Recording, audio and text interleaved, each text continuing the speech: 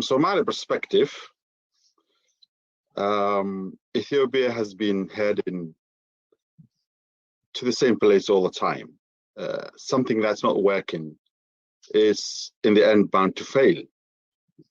And I say from Somali perspective because that's the one I'm always sure. That's the one that sees Ethiopia as something that is not working together. Currently, however, Ethiopia, I made an analogy, which is like, well, it's always been something like a log traveling through a river, muddy water, like all our rivers, most of rivers are, and heading towards the unknown, maybe to a waterfall. There's these men who are called leaders who are squabbling over it, each one wanting to have a prime area within that lock, to lead, to be comfortable, whatever you call it.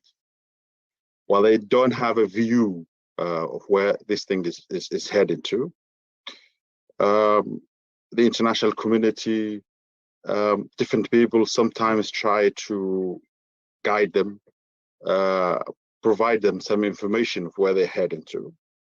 Limitations, like stop squabbling now, there's something urgent. Or the problem that we have now in Ethiopia is, well, our leaders are fighting, each one trying to win with a brute force. No other way of winning that they know. The international community itself that have guided us is not there for us. They're too busy elsewhere, in Ukraine, in counting China, in the Middle East. A lot of things that have been brewing up, and we become less important. Well, like something that what happened in 1935. So, and we're used to being held by those people, being given limitation by those people, but they're too busy. The other important thing is that Ethiopia have developed over time core nations that have been running the country, and also those core nations are fighting over Ethiopia, the soul of Ethiopia. Where will it go? Will it be federal? Will it be confederation, as you're saying? Will it be, or will it actually be like Yugoslavia? We say goodbye to Ethiopia. Oh, if everything else fails, then a massive Rwanda. That will make Rwanda like what will happen in one state of Ethiopia only if we are not careful.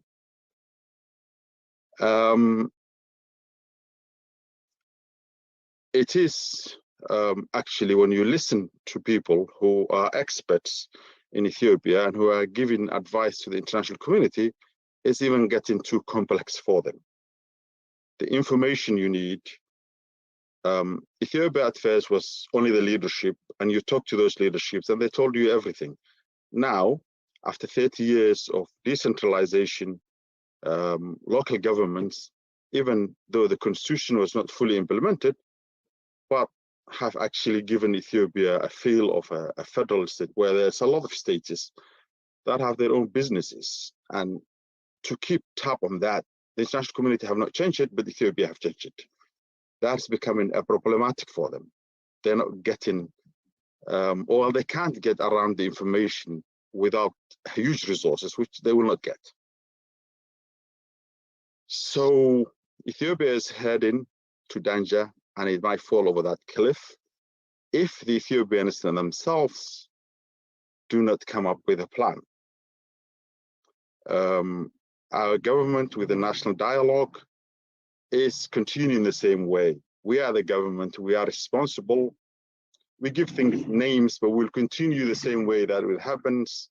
What happened, trying to think like, well, it's business as usual. That will change the game, but that's not going to happen as well. So we are still heading for that dangerous waterfall. Where the only sure thing that we know is if the Ethiopians do not come together and do not make plans for Ethiopia to become a new Ethiopia, then it will come by basically a brute force, as our leaders know it, and that brute force will go all the way to all the regions, and that's the disaster we are trying to mitigate or trying to avoid. For the Somalis, we've been far from Ethiopia all the time. We've been in the periphery, or the periphery of the peripheries, or as some people call it, double periphery, saying that it's periphery to both Somalia and Ethiopia, so it's double periphery. Double periphery, though, the Somali region, if you look at it, it's at the center of the Horn of Africa, geographically, when you look at it. So, and that has an importance. It has a lot to say of what happens in the Horn of Africa. The Somalis do have aspirations, although they have been defeated a long time ago and they are still fighting. One thing that's very different is that they have been treated differently to, or the way the Ethiopian state treated them was always different. That made them also feel that they are different. They're not part of the elite, they're not part of the center. And have stayed in the periphery, maybe even comfortable in the periphery itself, actually.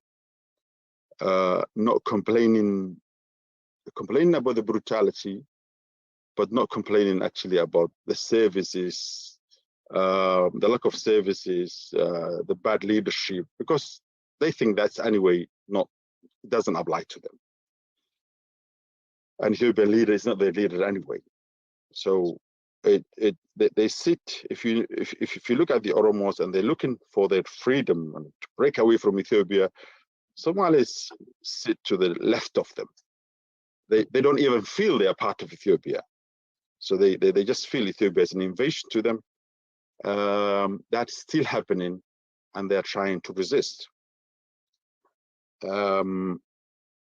What do the Somalis want from Ethiopia? What they aspire to? Well, they want to be an effective member of any state that they are in. That's the norm. On their own terms. Because normally what we have in Ethiopia, people tell you it's good for you. They say, oh, this is what we want, and it's good for you, without asking you. But is it really good for me? Well, I have to say it is good for me. And I think this time, before 1990s, early 1990s, the Somalis have been always, well, we're not part of Ethiopia.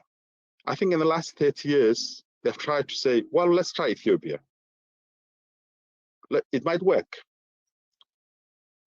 So they tried in a way in which they said, what actually makes the other Ethiopia happy? We are part of Ethiopia. We're part of whatever you bring. We're not squabbling. We've tried everything. It looks like it actually costs us more to be Ethiopian for a Somali than actually to break away from Ethiopia. That's the realization people are coming to. So people are saying, well, let's be ourselves now. Let's tell them what's good for us. Let's not care what's good for them. And that's what I mean when they say Ethiopia in Somali terms. Not saying that we are dictating the terms, no, but saying, well, if you want us to be part of Ethiopia, this is what the Ethiopia that we want to looks like.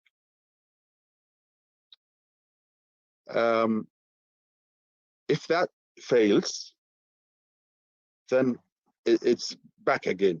Let's be a separate nations. And I think many Ethiopians do not understand what to be a separate nation. But Somalis being close to Djibouti, Somalia, Kenya, and being able even sometimes be a national of these nations as well, understand what to be different. And I'll give you an example that happened to me actually personally only 2 weeks ago. The fear of Somalis it's the continuation of the same thing. What we have over the last 100 years, well, it's not good. The continuation of it is what we fear. So it's not like we've been waking up by what's happening now in Ethiopia and we think, it's going bad. What are we going to do? No, we're saying, well, Ethiopia has always been bad and it's now getting worse even. So with even the other nations feeling the pain, where we're going to go. So if things are getting worse, will it get worse for us? Well, we don't know really. If it gets worse for the other Ethiopians, will it get worse for us? Or most of Somalis, I'm talking about, like, and we have people saying, what do they feel? I mean, many people do not see if it will make any difference if the rest of Ethiopia gets actually bad. And some people get fear or saying, okay, if it gets bad for them, it might also come to us, which is the common sense thing to think. So what is the common Somali interests within Ethiopia, and how it can be protected or defended? Number one is the order. As Ethiopia is now becoming, well, Tigray is out, and the regions are becoming stronger. What does that mean? Disintegration. So we do want to keep the order, even if the general Ethiopia in the Somali region, even if Ethiopia breaks up. So we don't want the problems to crop into the Somali region. So that's important to us. Security is important to us. And I don't know if you heard, Al-Shabaab have been attacking the Somali region, and hundreds of people on both sides have died in the last week. So we have a problem on the other side, and there have been a fight with the Afars. I think the Oromo front, which is the longest one, is now quiet, and I hope it will be quiet forever. So keeping security internally and also from outside is important to us.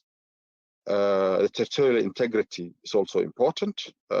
We border all those states outside and inside, and they all can have claims. So we're not hearing claims, but they can have claims, and so that keeping people together is also important. The cohesion of the community in the mayhem, if anything fails, keeping cohesion of Somalis together is important. And actually, I think the Shabaab attack have shown that there is strong cohesion within the Somali community. They have been facing, unlike in Somalia, in the Somali region, they have been facing a united force of the security forces, the population, and also the government. Despite all the differences in this, they were united. So I hope this continues. The bigger issues will be faced like that.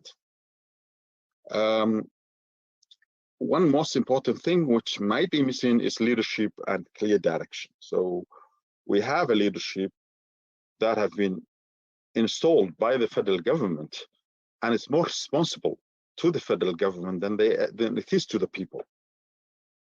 It's hearing what the people are saying, but they know the people have no say in Ethiopia. It is whoever is in Addis that have a say in keeping your position. So we have a problem, and many Somalis are thinking, well, we should have a leader that listens to people more. That would have been if there was a real election, but there was none in Ethiopia. So there's a lot of talk of how we can bolster that. The economy, you have seen what happened to the Ethiopian birr. The Somalis are partially, maybe 20% or less, immune to that because they are close to Somalia that uses dollar. So some of their economy is dollarized. People keep accounts somewhere else. But in reality, the state does not run the economy. It's the federal government that runs the economy. And when you are not used to run the economy, that also is a problem. A collapse of economy always brings a collapse of the whole society. What do aspire is working together as Somalis, whole Somalis, and the other Ethiopian nationalities, Oromos among the chief, as they are our largest neighbor, with international communities, with regional powers to protect and defend the Somali interests. So us together, us ourselves, trying to defend our interests in all the things that I have said above. And I'll come back then, giving an example of how, as Somalis, we feel. 2 weeks ago, my own sister have come to Addis Ababa from South Africa with what she thought was a go home from Ethiopian embassy with 6 children. My sister have never been in Somalia, have never been in Djibouti, have never been in Somaliland. All her life, her family was within the Somali region of Ethiopia. So she doesn't have no knowledge of Somalia, anywhere in Somalia. So when she came back, she assumed it was easy. So they told her, actually, the embassy did not record this, and therefore we treat it as a false document. So she said, it doesn't matter. I'm now in Ethiopia. My parents are here.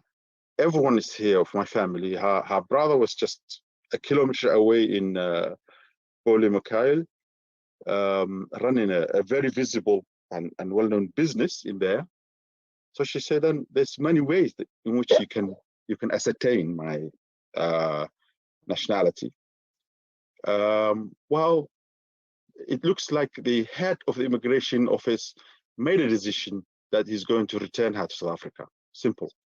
He didn't care about her pleas and everything. And people from the Somali region, people who ascertain nationalities, have called him from the federal government. He got calls from everywhere. He just refused, because in the end, he said that if I reverse my decision, it means something about me. So I'm not going to reverse my decision. It's better for me if I take her back and ask the embassy to bring her back. 8 days with 6 children she spent in the airport.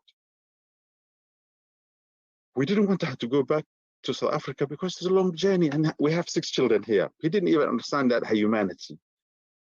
And without even us asking anything, the Somali embassy in Addis heard about this, because many people were passing through and trying to help her, heard about this and approached my brother and said, okay, for humanitarian reason, we can help her. What are you going to do? We give her go homes and she can go to Mogadishu and then come back from Hargeisa. Actually, the security officer, the person who normally they ask who is Ethiopian, verifies for them.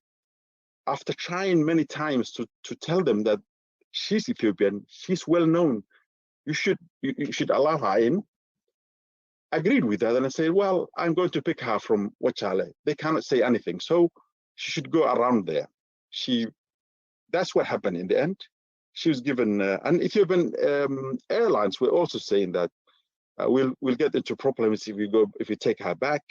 I mean, what we were trying to say to them was, well, how would she know how good is the document if Ethiopian Airlines themselves could not know? It was from the embassy. Everyone can say that, but she doesn't know if it was recorded or not. But anyway, she went to Mogadishu and she went in. She's still in there. She's actually refusing to come back to Ethiopia, saying, listen, these guys rejected me. I've never been outside there, but I feel rejected. And that's when her human story, this is how most of Somalis feel.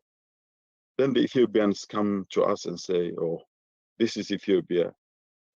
We want to work together. We want to be in confederation, federation, all this. And when people are daily feeling that they're not part of this, that's where they are really. And what Somalis want is for us to come together, and to come together in a way we say where our future in real terms. We shouldn't be hidden